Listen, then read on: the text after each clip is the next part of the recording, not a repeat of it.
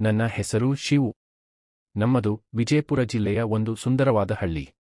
ನನ್ನ ಮಾವಶಿ, ಚಿಕ್ಕಮ್ಮ ಊರು ನಮ್ಮ ಪಕ್ಕದಲ್ಲೇ ಇತ್ತು. ಮಾವಶಿ ಮಗಳಾದ ಶ್ವೇತಾ ಅಂದರೆ ನನಗೆ ಸಣ್ಣ ವಯಸ್ಸಿನಿಂದಲೂ ಒಂಥರ ಜೀವ. ಶ್ವೇತಾ ನೋಡಾಕ ಅಪ್ಪಟ ಹಳ್ಳಿ ಹೆಣ್ಣುಮಗಳ ತರಹ ಬಾಳ ಲಕ್ಷಣವಾಗಿದ್ಲು. ದುಂಡಗಿನ ಮುಖ, ಗುಂಗುರು ಕೂದಲು, ಮತ್ತೆ ಅವಳು ಇಳಕಲ್ ಸೀರೆ ಉಟ್ಟುಕೊಂಡು ಬಂದ್ರೆ ಸಾಕು, ಅವಳ ಕಣ್ಣಿನ ನೋಟಕ್ಕೆ ನನ್ನ ಎದೆ ಒಲೆನ್ನುತ್ತಿತ್ತು. ನಮ್ಮಿಬ್ಬರ ನಡುವೆ ಸಣ್ಣ ವಯಸ್ಸಿನಿಂದಲೂ ಒಂದು ಮುದ್ದಾದ ಒಡನಾಟವಿತ್ತು. ಒಂದು ಸಲ ಊರಿನಾಗ ದೊಡ್ಡ ಹಬ್ಬ ಇತ್ತು. ಮಾವಶಿ ಮತ್ತು ಮಾವ ಇಬ್ಬರೂ ಪೂಜೆ ಮುಗಿಸಿ ಪಕ್ಕದ ಹಳ್ಳಿಗೆ ನೆಂಟರ ಮನೆಗೆ ಹೋಗಿದ್ರು. ಮನ್ಯಾಗ ಸಂಜೆ ದೀಪ ಹಚ್ಚಾಕ ಅಂತ್ ನಾನು ಮತ್ತು ಶ್ವೇತಾ ಇಬ್ಬರೇ ಉಳಕೊಂಡಿದ್ವಿ. ಶಿವು, ಅಣ್ಣ, ಮನ್ಯಾಗ ಯಾರೂ ಇಲ್ಲಪ್ಪ, ಇಬ್ಬರೇ ಇರಲಾಕ ನನಗ ಒಂಥರ ನಾಚಿಕೆ ಆಗ್ತದ್ರಿ ಅಂದ್ಲು ಶ್ವೇತಾ ತಲೆ ತಗ್ಗಿಸಿ. ಒಂಟಿತನದ ಕಚಗುಳಿ ಮತ್ತು ಹೊಸ ಆಕರ್ಷಣೆ. ಶ್ವೇತಾ ನಡುಮನೆಯಾಗ ಕುಳಿತು ದೇವರ ದೀಪಕ್ಕೆ ಎಣ್ಣೆ ಹಾಕಿ ಕತ್ತಿ ಹೊಸೆಯಾಕ ಹತ್ತಿದ್ಲು. ನಾನು ಮೆಲ್ಲನೆ ಅವಳ ಬೆನ್ನಿನ ಹಿಂದೆ ಬಂದು ನಿಂತೆ. ಅವಳು ಕೆಲಸ ಮಾಡುವಾಗ ಅವಳ ಕೈ ಬಳೆಗಳ ಸದ್ದು ಗಲ್ ಗಲ್ ಅಂತ ಇಡೀ ಮನ್ಯಾಗ ಕೇಳಿಸ್ತಿತ್ತು. ಮುಂಜಾನೆಯ ಮಂದ ಬೆಳಕಿನಲ್ಲಿ ಅವಳ ನುಣುಪಾದ ಬೆನ್ನು ಮತ್ತು ಸೀರೆಯ ಮರೆಯಲ್ಲಿ ಕಾಣುತ್ತಿದ್ದ ಅವಳ ಸುಂದರ ರೂಪ ನನ್ನ ಕಣ್ಣುಗಳನ್ನು ಸೆಳೆಯುತ್ತಿತ್ತು.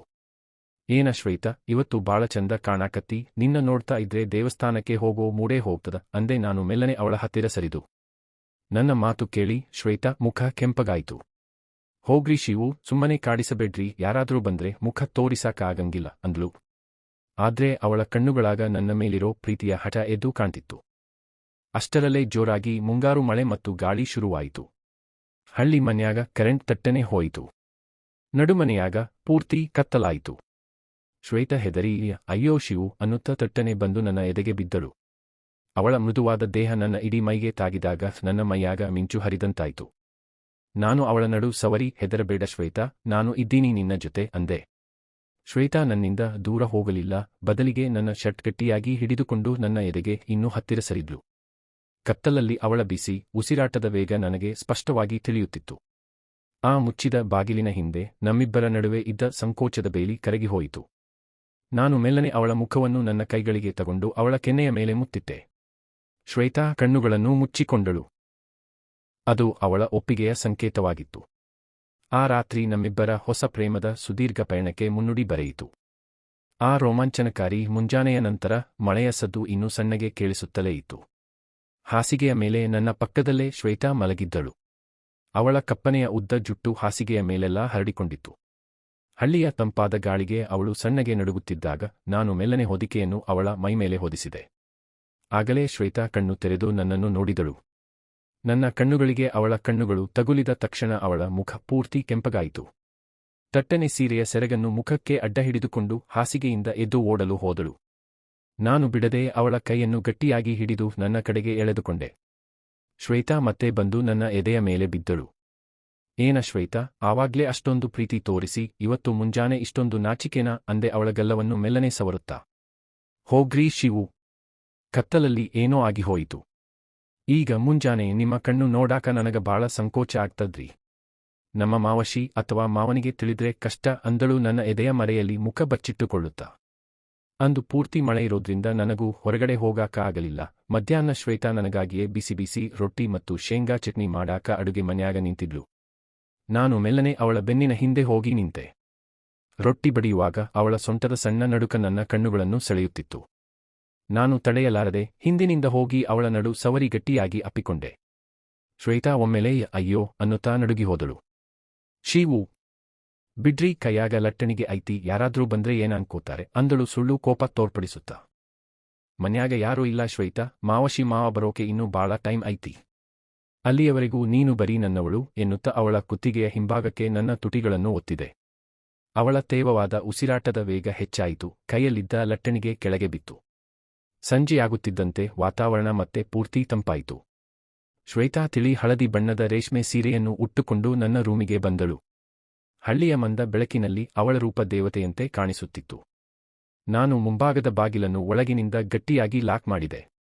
ರೂಮಿನ ಮಂದ ಬೆಳಕಿನಲ್ಲಿ ಇಬ್ಬರ ಕಣ್ಣುಗಳು ಒಂದನ್ನೊಂದು ದಿಟ್ಟಿಸಿದವು. ನಾನು ಅವಳ ಸೀರೆಯ ಸೆರಗನ್ನು ಮೆಲ್ಲನೆ ಹಿಡಿದು ಎಳೆದಾಗ ಕಾವೇರಿದ ಹರೆಯದ ಹಠ ಇಬ್ಬರಲ್ಲೂ ಶುರುವಾಯಿತು. ಬೆವರಿನ ಹನಿಗಳು ಅವಳ ನುಣುಪಾದ ಬೆನ್ನಿನ ಮೇಲೆ ಜಾರುತ್ತಿದ್ದವು. ಆ ತಂಪಾದ ರಾತ್ರಿಯಲ್ಲಿ ಇಬ್ಬರೂ ಒಬ್ಬರನ್ನೊಬ್ಬರು ಪೂರ್ತಿಯಾಗಿ ಆವರಿಸಿಕೊಂಡು ಪ್ರೀತಿಯ ಆಳವಾದ ಸಾಗರಕ್ಕೆ ಜಾರಿದೆವು. ಆ ಎರಡನೇ ರಾತ್ರಿಯ ಮಧುರ ಮಿಲನ ನಮ್ಮಿಬ್ಬರ ಮನಸ್ಸಿನಲ್ಲಿದ್ದ ಎಲ್ಲಾ ಸಂಕೋಚದ ಬೇಲಿಗಳನ್ನು ಮುರಿದು ಹಾಕಿತ್ತು. ಶ್ವೇತಾ ಈಗ ಮುಂಚಿನ ತರಹ ಕೇವಲ ನಾಚಿಕೆ ಪಡುವ ಹಳ್ಳಿ ಹುಡುಗಿಯಾಗಿರಲಿಲ್ಲ. ಅವಳ ನಡಿಗೆಯಲ್ಲಿ, ನನ್ನನ್ನು ನೋಡುವ ನೋಟದಲ್ಲಿ ಒಂದು ಹೊಸ ತರಹದ ಪ್ರೀತಿ ಮತ್ತು ಕಾಮನೆ ಇಬ್ಬರ ಕಣ್ಣುಗಳಲ್ಲೂ ಎದ್ದು ಕಾಣುತ್ತಿತ್ತು. ಮಾವಶಿ ಮತ್ತು ಮಾವ ಊರಿನಿಂದ ಮರಳಲು ಇನ್ನೂ ಕೇವಲ ಒಂದೇ ದಿನ ಬಾಕಿ ಇದೆ ಎಂಬ ನೆನಪು ಇಬ್ಬರಲ್ಲೂ ಒಂದು ರೀತಿಯ ಆತುರ ಮತ್ತು ವಿಚಿತ್ರ ತಳಮಳವನ್ನು ಉಂಟುಮಾಡುತ್ತಿತ್ತು. ಮರುದಿನ ಸಾಯಂಕಾಲ ನಾನು ರೂಮಿನಲ್ಲಿ ಕುಳಿತು ಪುಸ್ತಕ ಓದುತ್ತಿದ್ದಾಗ ಶ್ವೇತಾ ಕೈಯಲ್ಲಿ ಬಿಸಿ ಬಿಸಿ ಚಹಾ ಕಪ್ ಹಿಡಿದುಕೊಂಡು ಬಂದಳು. ಅವಳು ಅಂದು ಕಡು ಕೆಂಪು ಬಣ್ಣದ ಇಳಕಲ್ ಸೀರೆ ಉಟ್ಟಿದ್ದಳು. ಹಣೆ ತುಂಬ ಇಟ್ಟಿದ್ದ ಕುಂಕುಮ ಮತ್ತು ಜಾರುತ್ತಿದ್ದ ಸೀರೆಯ ಸೆರಗು ಅವಳ ಯೌವನವನ್ನು ಇನ್ನಷ್ಟು ಎದ್ದು ಕಾಣಿಸುವಂತೆ ಮಾಡಿದ್ದವು. ಶೀವು, ತಗೂರಿ ಚಹಾ ಅಂದಳು ನನ್ನ ಪಕ್ಕದಲ್ಲೇ ಹಾಸಿಗೆಯ ಮೇಲೆ ಕುಳಿತುಕೊಳ್ಳುತ್ತಾ. ಚಹಾಕ್ಕಿಂತ ನಿನ್ನ ಈ ರೂಪನೇ ಬಾಳ ಸಿಹಿಯಾಗಿದೆ ಶ್ವೇತಾ ಎನ್ನುತ್ತಾ ನಾನು ಚಹಾ ಕಪ್ ಪಕ್ಕಕ್ಕಿಟ್ಟು ಅವಳ ನುಣುಪಾದ ಕೈಗಳನ್ನು ನನ್ನ ಕೈಗೆ ತಗೊಂಡೆ. ಶ್ವೇತಾಳ ಕಣ್ಣುಗಳಲ್ಲಿ ಪ್ರೀತಿಯ ಸುನಾಮಿಯೇ ಎದ್ದಂತಿತ್ತು. ಅವಳು ಮೆಲ್ಲನೆ ತನ್ನ ತಲೆಯನ್ನು ನನ್ನ ಎದೆಯ ಮೇಲೆ ಇಟ್ಟುಕೊಂಡಳು. ಶಿವು, ನಾಳೆ ಮಾವಶಿ ಮತ್ತು ಮಾವ ಬಂದು ಬಿಡ್ತಾರೆ.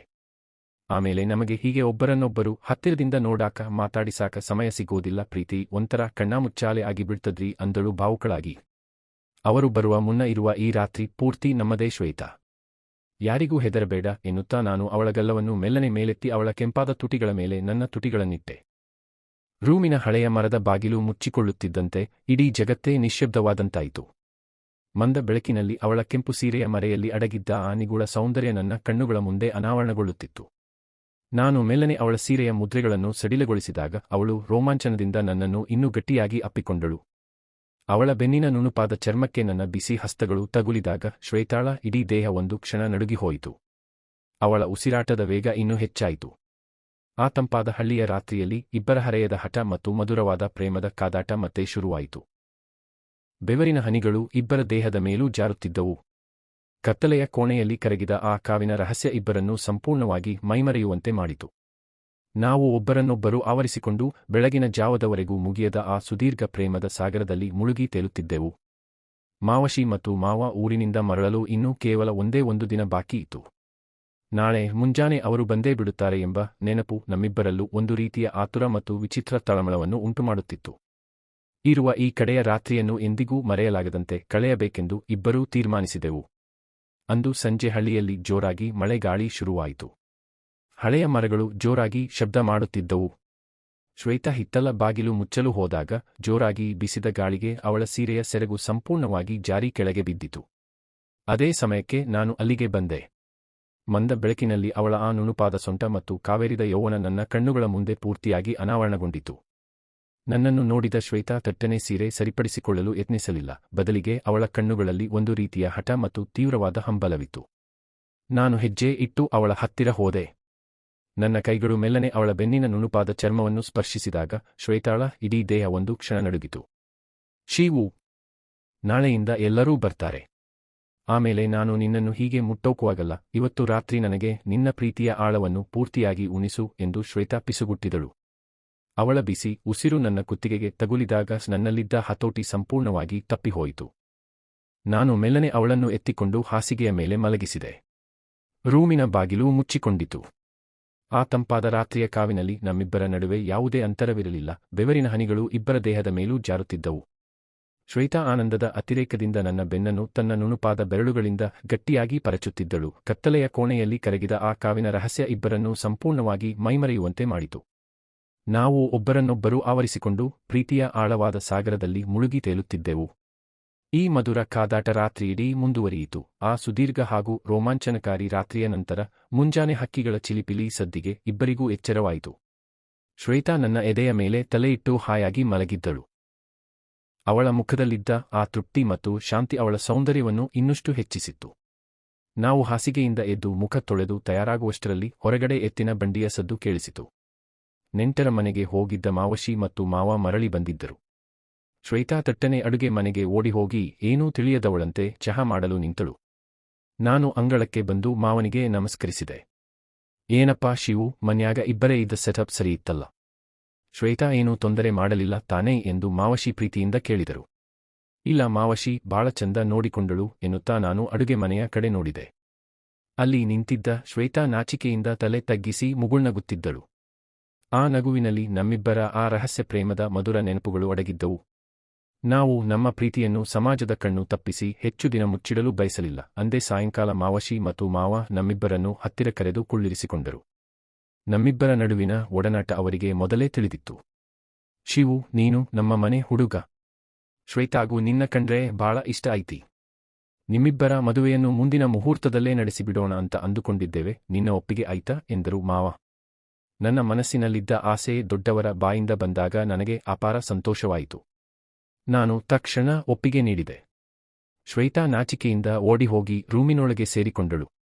ಮುಂದಿನ 1 ತಿಂಗಳಲ್ಲಿ ಇಡೀ ಕುಟುಂಬ ಮತ್ತು ಹಳ್ಳಿಯೇ ಮೆಚ್ಚುವಂತೆ ನಮ್ಮ ಮದುವೆ ಅದ್ದೂರಿಯಾಗಿ ನೆರವೇರಿತು. ಮದುವೆಯ ನಂತರ ಶ್ವೇತಾ ಕೇವಲ ನನ್ನ ಮಾವಶಿ ಮಗಳಾಗಿ ಉಳಿಯಲಿಲ್ಲ, ಅವಳು ನನ್ನ ಅರ್ಧಾಂಗಿನಿಯಾಗಿ ನನ್ನ ಜೀವನದ ಪ್ರತಿ ಹೆಜ್ಜೆಯಲ್ಲೂ ಜೊತೆಯಾದಳು. ಈಗ ಮುಚ್ಚಿದ ಬಾಗಿಲಿನ ಹಿಂದೆ ನಾವಿಬ್ಬರೂ ಇರುವಾಗ ಯಾವುದೇ ಹೆದರಿಕೆ ಅಥವಾ ಸಂಕೋಚವಿರಲಿಲ್ಲ. ರಾತ್ರಿ ಜೋರಾಗಿ ಮಳೆ ಬರುತ್ತಿದ್ದಾಗ ಶ್ವೇತಾ ನನ್ನನ್ನು ಇನ್ನೂ ಹತ್ತಿರಕ್ಕೆ ಎಳೆದುಕೊಂಡು, ಶಿವು, ಅಂದು ಕತ್ತಲಲ್ಲಿ ಶುರುವಾದ ಈ ಪ್ರೀತಿ ಈಗ ನಮ್ಮ ಜೀವನದ ಬೆಳಕಾಗಿದೆ ಎಂದು ಪಿಸುಗುಟ್ಟಿದಳು. ನಾನು ಅವಳ ಹಣೆಗೆ ಮುತ್ತಿಕ್ಕುತ್ತಾ ಅವಳನ್ನು ನನ್ನ ಬಾಹುವಿನಲ್ಲಿ ಬಂಧಿಸಿದೆ. ಮಾವಶಿ ಮಗಳೊಂದಿಗಿನ ಆ ರಹಸ್ಯ ಪ್ರೇಮದ ಪಯಣ ಈಗ ಶಾಶ್ವತ ಮತ್ತು ಅತ್ಯಂತ ಮಧುರವಾದ ಸಂಸಾರವಾಗಿ ಬದಲಾಗಿತ್ತು. ಕಥೆ ಸಂಪೂರ್ಣವಾಗಿ ಮುಕ್ತಾಯವಾಯಿತು. ಧನ್ಯವಾದಗಳು. ಈ ಕಥೆ ನಿಮಗೆ ಇಷ್ಟವಾದರೆ ಲೈಕ್ ಮಾಡಿ ಮತ್ತು ಚಾನೆಲ್ಗೆ ಸಬ್ಸ್ಕ್ರೈಬ್ ಮಾಡೋದನ್ನು ಮರೆಯಬೇಡಿ. ಮುಂದಿನ ಭಾಗದ ನೋಟಿಫಿಕೇಷನ್ಗಾಗಿ ಬೆಲ್ ಐಕಾನ್ ಅನ್ನು ಖಂಡಿತ ಒತ್ತಿ. ಜೈ ಕರ್ನಾಟಕ.